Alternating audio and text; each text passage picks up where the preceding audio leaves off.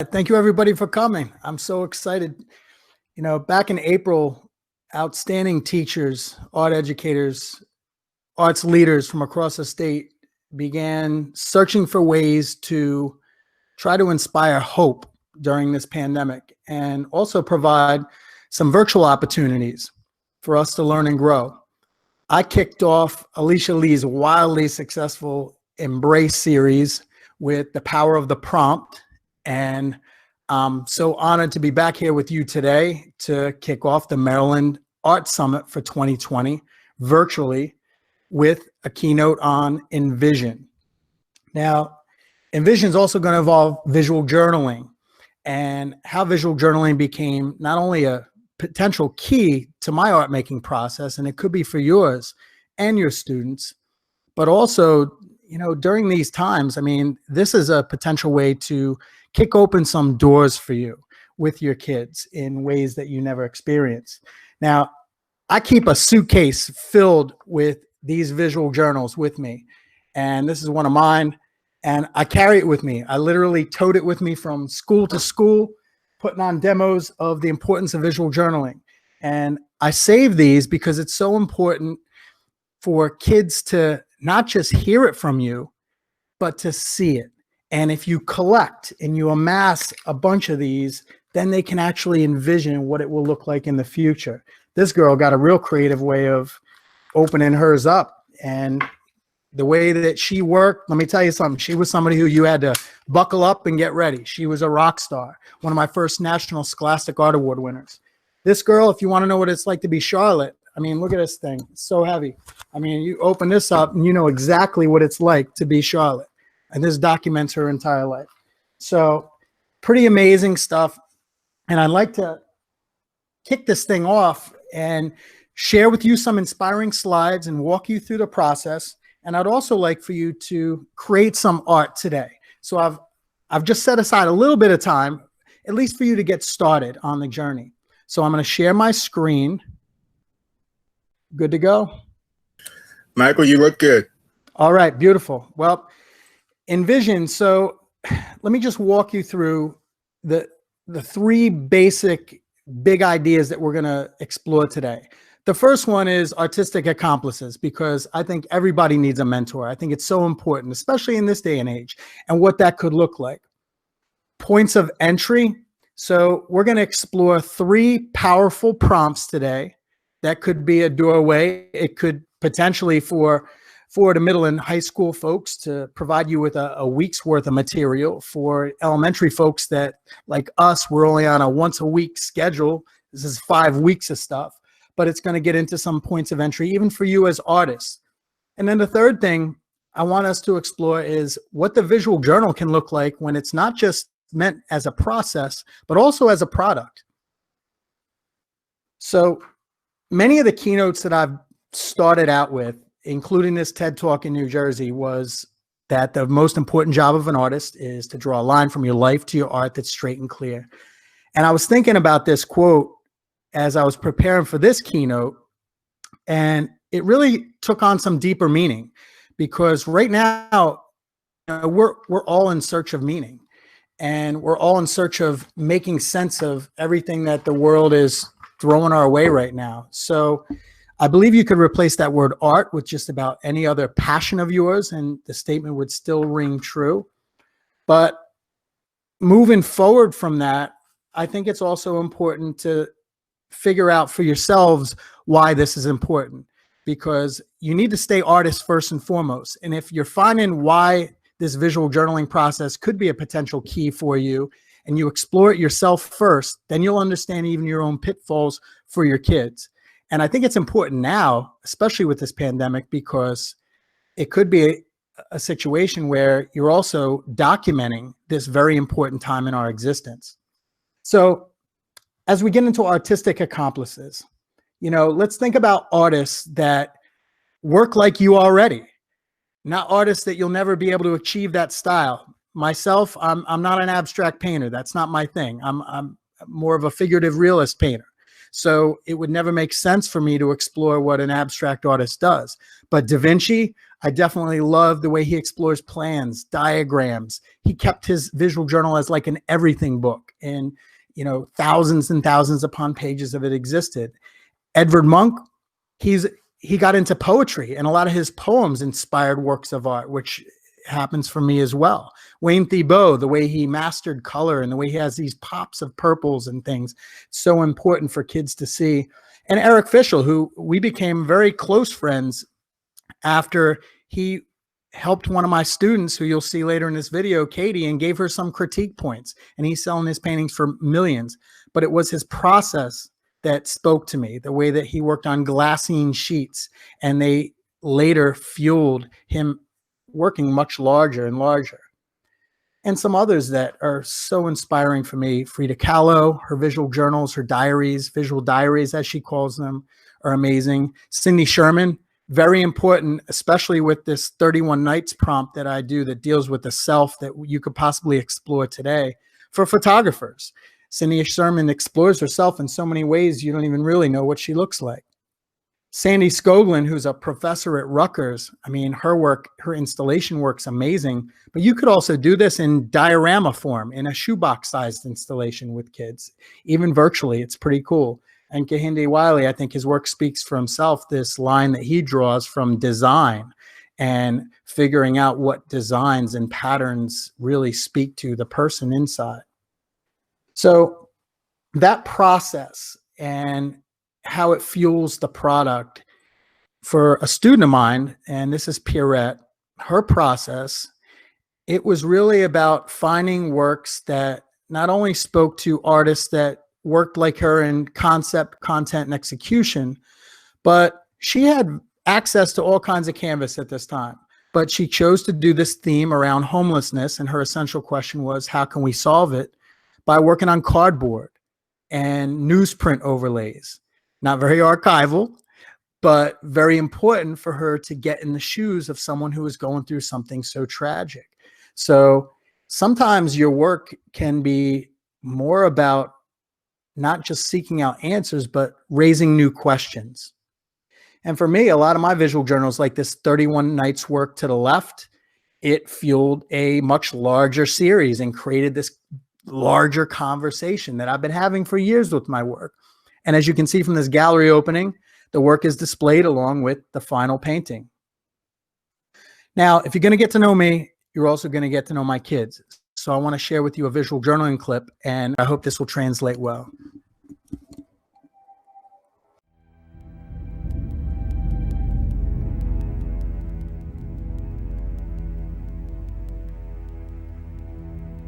I'm Danny McCarthy, and basically this is my sketchbook.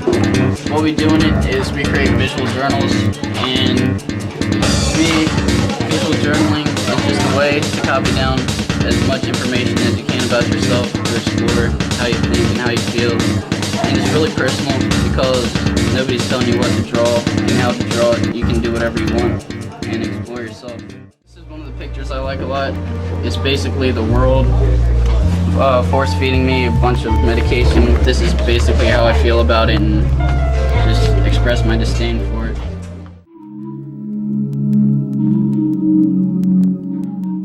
Mr. Bell has me doing visual journaling, which is basically just a way to get my thoughts down. This turned into another book I actually made. I have color experimenting, which I could use in. We went to a museum with this, which kind of tied into my kind of theme, so I got that, and then I copied down, copied down her artist statement, so maybe I could get ideas from her. Visual journaling helps you to fuel ideas in your head to get them into bigger paintings, because you're getting things down on paper and you're seeing what it looks like.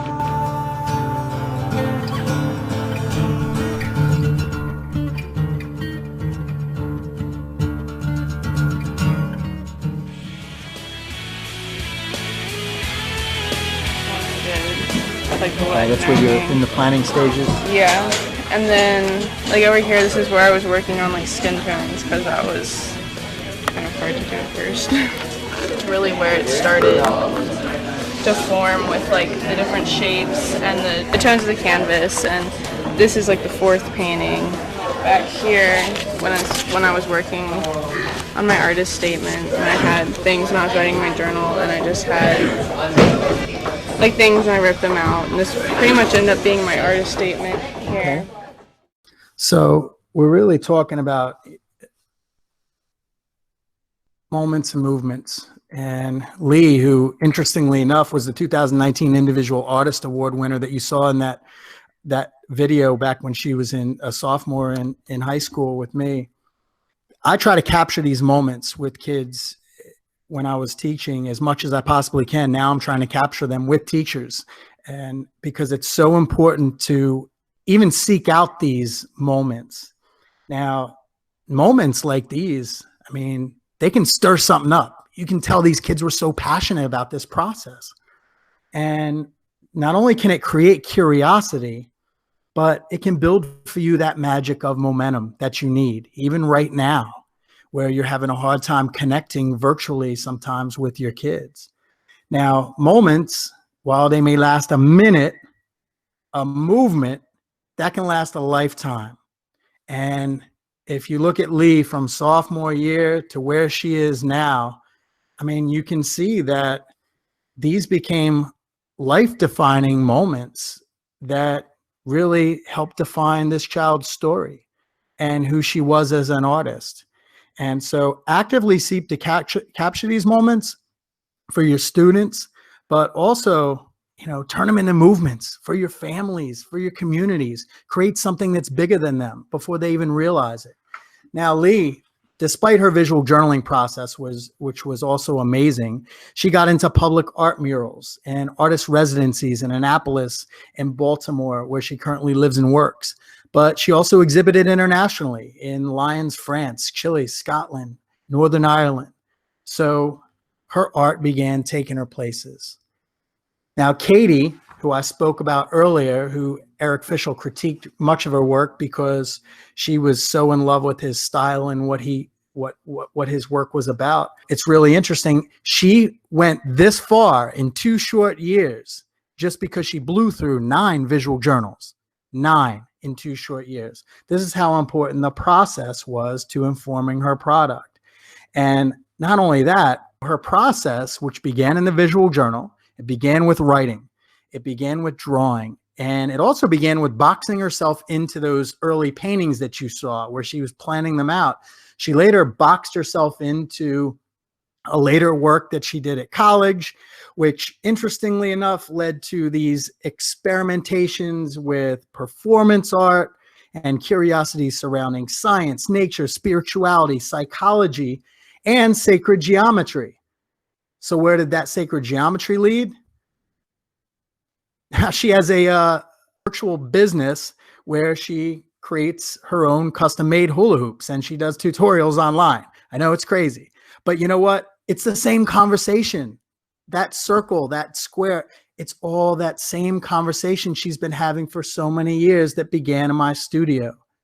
Louis Fertino, who went from junior year doing works like this, where I was trying to get him to realize the importance of some of the magic I was experiencing in his visual journal. And I said, some of those drawings, those could be larger paintings. And he thought I was nuts. He thought I was crazy. And then he heard that same advice again in college. And it's interesting that once he started to really embrace his true identity in his work and in his visual journal and recognize the importance of it, is when he realized that his work could take him places. And interestingly enough, he wrote a very beautiful letter to me about this process. And he said when he won his first Rising Star Award, and I took him to the NAEA convention in Seattle, that's when he first realized it. But then his art even took him to a Fulbright in Germany. And now he's one of the top artists in New York City. So he went from the US Department of Ed to all over the world in a short amount of time. So it's all about exposing kids to these, what I think are just magical experiences, exposing them to their process. And what is the why behind what it is that you do? What sparks your own curiosity? Now, I myself would never give you something that I wouldn't do. So, and I was the same way with my kids, they would tell you, and I'm the same way with my teachers. I would never put anything on them that I wouldn't do. So for this keynote, I developed 3 exciting prompts for you. And I want you to take a look at them and rewind, backwards map into the origin of their creation.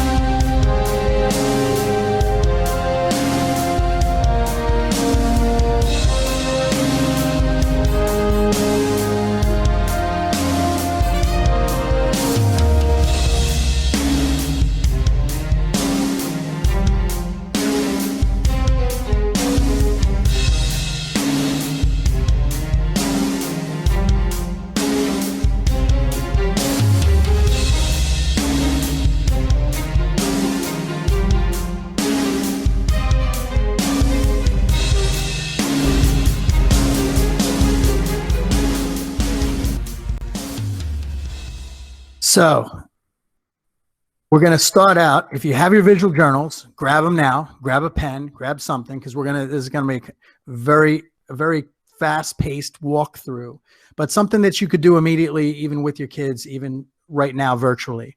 So you have your choice between the self, objects, if you have an object of some personal significance, like I had my grandfather's old little mini boxing gloves. He was a boxer, and I got my son into boxing at the age of 7 after his autism diagnosis, so that he'd be able to defend himself and also realize that he needs to lead a life of a fighter. So find some objects that are even one object that's significant to you. Place, it could be a significant place. Now, during this experiment, I would urge you to actually go to that place, but virtually, it could be bringing it up on your phone, thinking about a certain place that matters to you. And the self could transcend into 31 Nights in Self-Portraiture, which I'm going to get touched on loosely and quickly at the end. Your objects could turn into a full-blown project. This was one of my most successful projects I ever taught. It was called 30 Works in 60 Minutes, where I call out the times. A student doesn't know when I'm going to yell time. So they're doing these overlay drawings again and again and again, not knowing how long they have with it. It could be 7 seconds. It could be 3 minutes. And then place. This could expand out into diptychs and triptychs. This could involve creating the same place at different times of day, who's coming and going, you name it. So today's point of entry. Here's where we're going to start. I'm assuming you have your pencil, pen, charcoal ready to go. I can't see you. I can only see my screen, so I'm hoping that's the case. And I'm going to give you 30 seconds to do a free write through the background. So go, write anything that comes to the top of your head surrounding either the self, an object, or a place.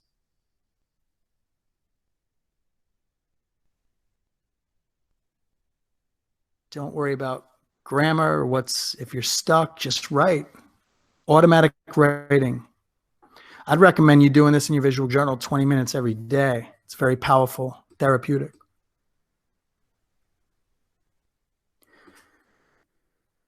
Now, once we have the writing, here's what I would ask you to begin with now. And we're only going to spend a minute just getting this started, because I do have a few more slides that I want to share with you before the end, but I do want to get you started.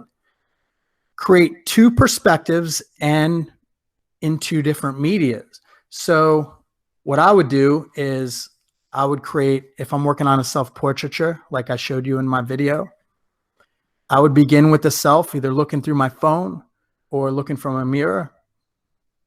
And I would give myself a certain time limit on that. And then I would switch. And then I would draw right over top of that.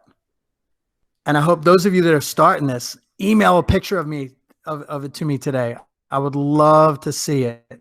So many of you did that with the Embrace Professional Development, and it was so cool to see your visual notes even about my talk, which was great. Same rules for objects. Give yourself some certain amount of time. I used a stopwatch on my phone and just said, switch. After 30 seconds, I stopped and then kept going, using a different media, different perspective.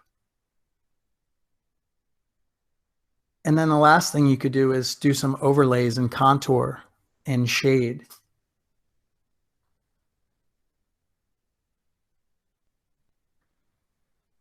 So this is a very simple approach to some very powerful prompts.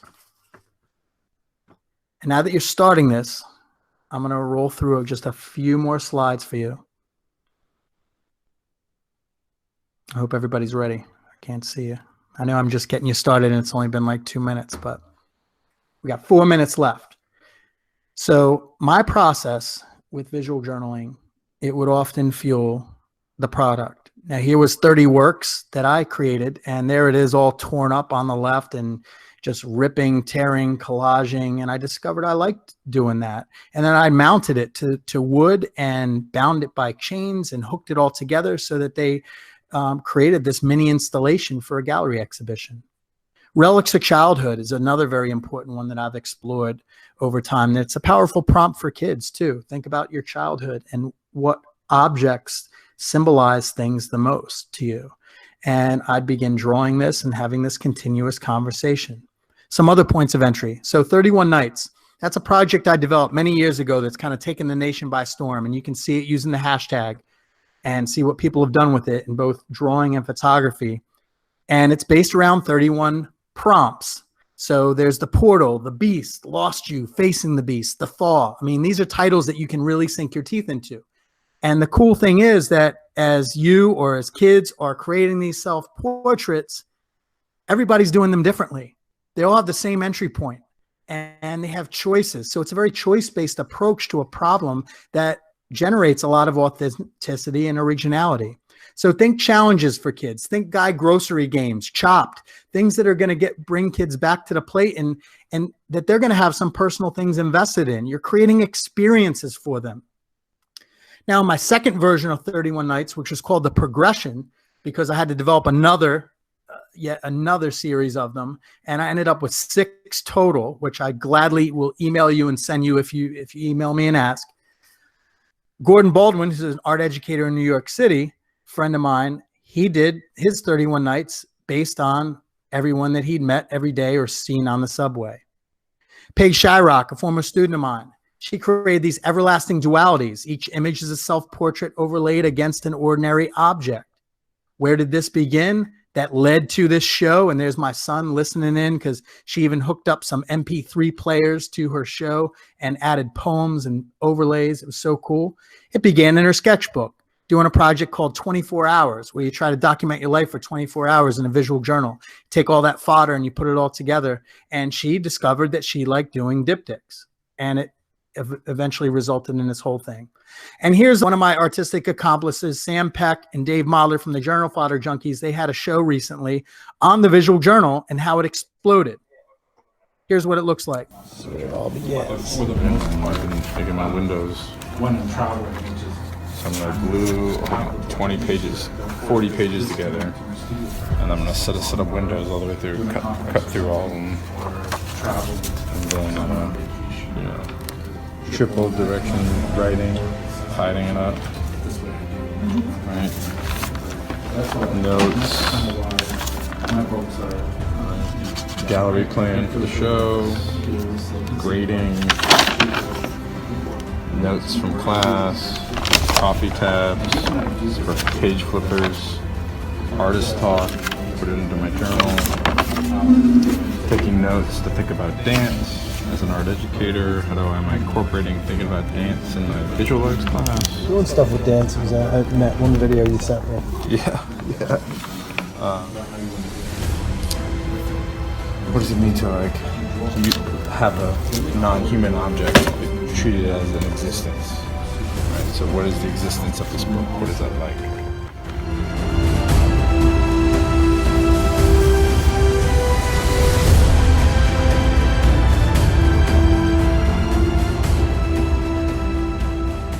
And as you can see, those works from the visual journals just exploded and became the product throughout the entire gallery. So I'm going to end with Edvard Munch, who's one of my favorite artists of all time. Over the course of his career, he created over 1,000 paintings, over 15,000 prints, over 4,000 drawings, 6 sculptures. Here's a man who showed up for the process. And whatever you envision, I want you to remember that it all starts with hope. And it's that spark that you create. It'll keep that art making going. And I'm going to stop sharing my screen real quick as we hit the very end here. And I'll just leave you with this. Try to inspire belief. Try to inspire belief in your kids, because igniting that whole fire, it starts with just one spark. And those visual journals provide you a portal, a window into a kid's soul. And even for families to understand what it is that they're thinking about, what it is that they're going through. So you're inspiring hope and you're inspiring belief in them even before they see it.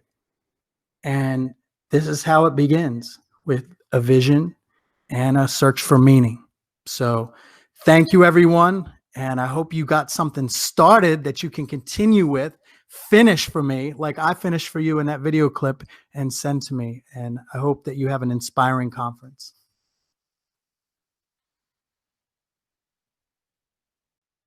Okay, hello everyone.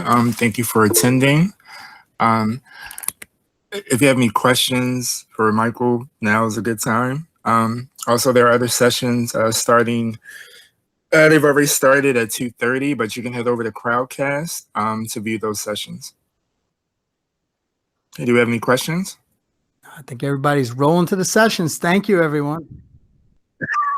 All right, thank you everybody for attending.